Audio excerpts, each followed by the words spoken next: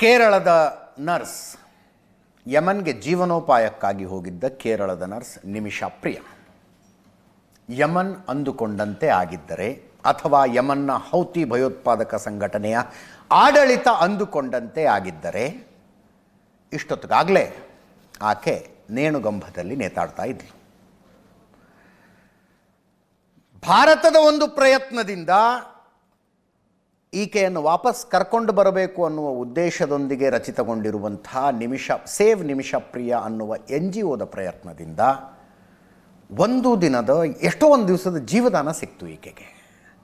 ನೆನ್ನೆ ತನಕ ಒಂದು ಹೋಪ್ ಇತ್ತು, ಇವತ್ತು ಮಧ್ಯಾಹ್ನದ ತನಕ ಒಂದು ಹೋಪ್ ಇತ್ತು. ಅಂತಿಮವಾಗಿ ಕನ್ವಿನ್ಸ್ ಮಾಡಿ ಈಕೆಯನ್ನು ವಾಪಸ್ ಕರ್ಕೊಂಡು ಬಂದುಬಿಡ್ಬೋದು. ನಂಬರ್ 1 ಆಪ್ಷನ್ ಬ್ಲಡ್ ಮನಿ ಕೊಟ್ಟು, ಬ್ಲಡ್ ಮನಿ ಏನೋ ಅನ್ನೋದನ್ನು ಹೇಳಿದ್ದೀನಿ, ಇನ್ನೊಂದು ಸಲ ಹೇಳ್ತೀನಿ.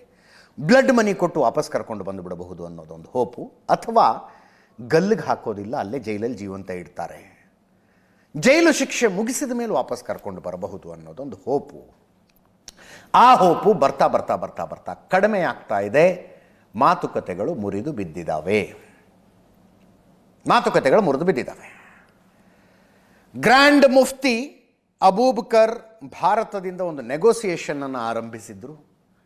ಅಲ್ಲೊಬ್ಬ ಸೂಫಿ ಧಾರ್ಮಿಕ ಪಂಡಿತ ಆತನ ಜೊತೆಗೆ ಮಾತಾಡಿ, ಹೌತಿ ಭಯೋತ್ಪಾದಕ ಸಂಘಟನೆಯದ್ದೊಂದು ಸುಪ್ರೀಂ ಜುಡಿಷಿಯಲ್ ಕೌನ್ಸಿಲ್ ಇದೆ, ಆ ಕೌನ್ಸಿಲ್ ಜೊತೆಗೆ ಮಾತಾಡಿ, ಆ ಕೌನ್ಸಿಲ್ನವರು ಈಕೆಯ ಕೈಯಲ್ಲಿ ಕೊಲೆಯಾಗಿದ್ದ ಆ ಅಬ್ದಾಲಿಯನ ಕುಟುಂಬಸ್ಥರನ್ನು ಕರೆಸಿ ನಿಮಿಷಾ ಪ್ರಿಯ ಪರವಾಗಿ ಹೋಗಿದ್ದವ್ರನ್ನು ಕೂಡಿಸಿ ಮಾತಾಡಿದ್ರು.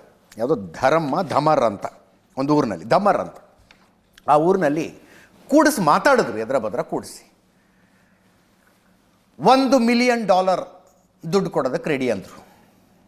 $1 ಮಿಲಿಯನ್ ಹತ್ತತ್ರ 8,60,00,000 ಆಗುತ್ತೆ ಇಂಡಿಯನ್ ಕರೆನ್ಸಿಯಲ್ಲಿ. ಅಷ್ಟು ದುಡ್ಡು ಕೊಡ್ತೀವಿ ಅಂತ ಅವರು ದುಡ್ಡಿಗೆ ಒಪ್ಪಿಕೊಳ್ತಾ ಇಲ್ಲ.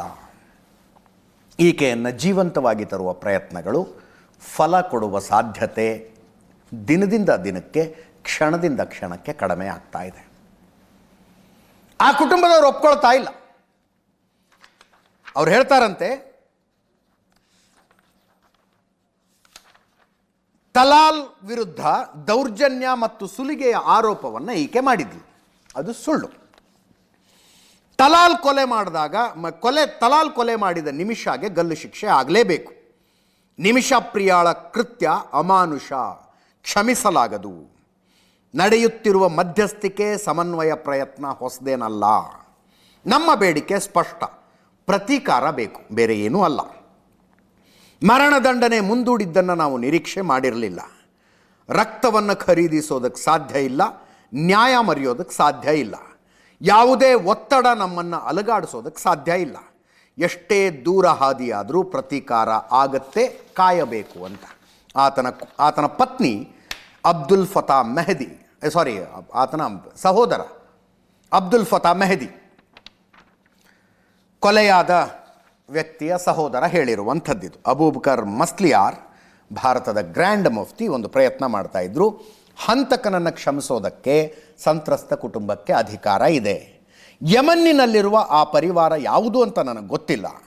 ಒಂದು ಸಲ ಅವರ ಜೊತೆ ಚರ್ಚೆ ಆಗಲಿ ಅಂತ ವಿನಂತಿ ಮಾಡ್ತೀನಿ. ಯಮನ್ನಿನ ವಿದ್ವಾಂಸರ ಜೊತೆ ಇದು ನನ್ನ ಕಳಕಳಿಯ ಮನವಿ. ಇಸ್ಲಾಂನಲ್ಲಿ ಮಾನವೀಯತೆಗೆ ತುಂಬ ಮಹತ್ವ ಇದೆ ಅಂತ ಅಬೂಬಕರ್ ಮುಸ್ಲಿಯಾರ್ ಒಂದು ಮಾತನ್ನು ಹೇಳಿದರು. ಅವರ ಪ್ರಯತ್ನದಿಂದಾಗಿ ಮಾತುಕತೆಗಳ ನಡೆದು ಕುಟುಂಬದವರು ಬಂದು ಕೂತ್ಕೊಂಡಿದ್ರಂತೆ ಎದುರುಗಡೆ. ಬಟ್ ಅದು ಯಾವುದೇ ಅಂದರೆ, ನೀವು ಇಷ್ಟು ದುಡ್ಡು ಸಾಲದಿಲ್ಲ ಅಂತಂದರೆ ಬರೀ 8,60,00,000 ನಾವು ನಿಮ್ಮನ್ನು ಕ್ಷಮಿಸಿಬಿಡ್ಬೇಕಾ ಅಂದರೆ ಹೆಚ್ಚಿನ ಆಫರ್ಗಳು ಆಗ್ತಿದ್ವೋ ಏನೋ. ನೀವು ಹಣದ ಮಾತುಕತೆಯೇ ಮಾಡಬೇಡಿ ಅಂತಾರಂಥವ್ರು, ಹಣದ ಮಾತುಕತೆಯನ್ನೇ ಮಾಡಬೇಡಿ ಅಂತ. ಅನೇಕ ಇಸ್ಲಾಮಿಕ್ ದೇಶಗಳಲ್ಲಿ ಇದೊಂದು ಪದ್ಧತಿ ಇದೆ. ಪ್ರೀ ಇಸ್ಲಾಮಿಕ್ ಪೀರಿಯಡ್ನಲ್ಲಿ ಆ ಭಾಗದಲ್ಲಿ ಯಾವುದಾದರೂ ಒಬ್ಬ ವ್ಯಕ್ತಿ ಇನ್ನೊಬ್ಬ ವ್ಯಕ್ತಿಯನ್ನು ಕೊಂದರೆ ಕೊಂದವನ ಇಡೀ ಕುಟುಂಬ, ಕೊಂದವನನ್ನೂ ಸೇರಿದಂತೆ ಇಡೀ ಕುಟುಂಬವನ್ನು ಕೊಂದುಬಿಡೋದು, ಅದು ಶಿಕ್ಷೆ. ಹಂಗಿತ್ತಂತೆ ಪದ್ಧತಿ, ಇಡೀ ಕುಟುಂಬವನ್ನೇ ಕೊಂದುಬಿಡೋದು. ಇಸ್ಲಾಂ ಬಂದ ಮೇಲೆ ಇಡೀ ಕುಟುಂಬ ಕೊಲ್ಲೋದಲ್ಲ, ಯಾರು ಕೊಂದಿದಾನೋ ಅವನನ್ನು ಮಾತ್ರ ಕೊಲ್ಲೋದು, ಅಥವಾ ಕೊಂದವನು ಕುಟುಂಬದವರು ನಾವಿಷ್ಟು ದುಡ್ಡು ಕೊಡ್ತೀವಿ ಅಂತ ಒಪ್ಕೊಂಡ್ರೆ, ಆ ದುಡ್ಡಿಗೆ ಸತ್ತವನ ಮನೆಯವರು ಒಪ್ಕೊಂಡ್ರೆ ಅಥವಾ ಸತ್ತವಳ ಮನೆಯವರು ಒಪ್ಕೊಂಡ್ರೆ ಸತ್ತವಳ ಮನೆಯವರು ಕ್ಷಮಿಸಿದರೆ, ಸತ್ತವನ ಮನೆಯವರು ಕ್ಷಮಿಸಿದ್ರೆ ಆವಾಗ ಶಿಕ್ಷೆ ಇಲ್ಲ ಅನ್ನೋ ಪದ್ಧತಿ ಇಸ್ಲಾಂ ಅಸ್ತಿತ್ವಕ್ಕೆ ಬಂದ ನಂತರ ಬಂತು.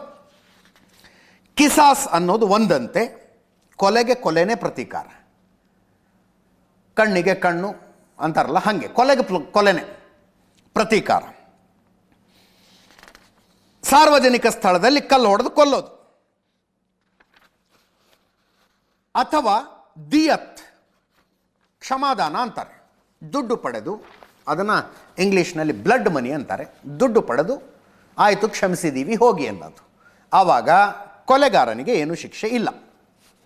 ಈ ಪದ್ಧತಿ ಜಾರಿಗೆ ಬಂದಿದೆ, ಅದು ಇವತ್ತಿನ ಕಾಲದಲ್ಲೂ ಕೂಡ ಮುಂದುವರಿತಾ ಇದೆ. ಅದರ ಪ್ರಕಾರ ನಿಮಿಷಪ್ರಿಯರನ್ನು ಉಳಿಸುವ ಪ್ರಯತ್ನ, ಆ ಪ್ರಯತ್ನ ಕೈಗೂಡುವ ಸಾಧ್ಯತೆಗಳು ಕಡಿಮೆ ಆಗ್ತಾ ಇದೆ. ಕೇಂದ್ರ ಸರ್ಕಾರ ಸುಪ್ರೀಂ ಕೋರ್ಟ್ನಲ್ಲೇ ಅಫಿಡವಿಟ್ ಹಾಕಿದೆ, ತುಂಬ ಕಷ್ಟ ಇದೆ ಆಕೆಯನ್ನು ಜೀವಂತವಾಗಿ ಬಿಡಿಸಿಕೊಂಡು ಬರೋದು ಅಂತ. ಅಲ್ಲೊಂದು ನಾಗರಿಕ ಸರ್ಕಾರ ಇದ್ದರೆ, ನಾಗರಿಕ ಸರ್ಕಾರಗಳು ಕೂತ್ಕೊಂಡು ಮಾತುಕತೆ ಆಡಬಹುದು. ಆದರೆ ಅಲ್ಲಿ ಇಲ್ಲ. 6 ಬೇರೆ ಬೇರೆ ಸಂಘಟನೆಗಳು ಇಡೀ ಯಮನ್ನನ್ನು ಹಂಚಿಕೊಂಡು ಆಳ್ತಾ ಇದ್ದಾವೆ. ಅದರಲ್ಲೂ ಈಕೆ ಇರೋದು ಸನಾ, ಅಂದರೆ ಯಮನ್ನಿನ ರಾಜಧಾನಿ ಸನಾದ ಜೈಲಿನಲ್ಲಿ. ಆ ಸನಾ ಹೌತಿ ಭಯೋತ್ಪಾದಕ ಸಂಘಟನೆಯ ನಿಯಂತ್ರಣದಲ್ಲಿದೆ. ಒಂದು ನಾಗರಿಕ ಸರ್ಕಾರ ಒಂದು ಭಯೋತ್ಪಾದಕ ಸಂಘಟನೆಯ ಜೊತೆ ಮಾತುಕತೆ ಮಾಡ್ಕೊಂಡು ಬಿಡಿಸ್ಕೊಂಡು ಬರಬೇಕು. ಮತ್ತು ಅಲ್ಲಿ ಇಸ್ಲಾಂ ಇಸ್ ಸುಪ್ರೀಂ. ಅವ್ರು ಒಪ್ಕೊಂಡ್ರೆ, ಸತ್ತವ್ರ ಮನೆಯವ್ರು ಒಪ್ಕೊಂಡ್ರೆ ಕರ್ಕೊಂಡೋಗಿ ಅಂತಾರೆ ಅವರಷ್ಟೇ. ಸತ್ತವ್ರ ಮನೆಯವ್ರು ಒಪ್ಕೊಂಡ್ರೆ ಕರ್ಕೊಂಡೋಗಿ ಅಂತ. ನೋಡೋಣ, ಕೊನೆ ಕ್ಷಣದ ತನಕ ಒಂದು ಹೋಪ್ ಇರಲಿ, ಏನೋ ಒಂದು ಪವಾಡ ನಡೆದು ನಿಮಿಷಪ್ರಿಯ ವಾಪಸ್ ಭಾರತಕ್ಕೆ ಬರೋ ಹಂಗಾಗಲಿ ಅಂತ.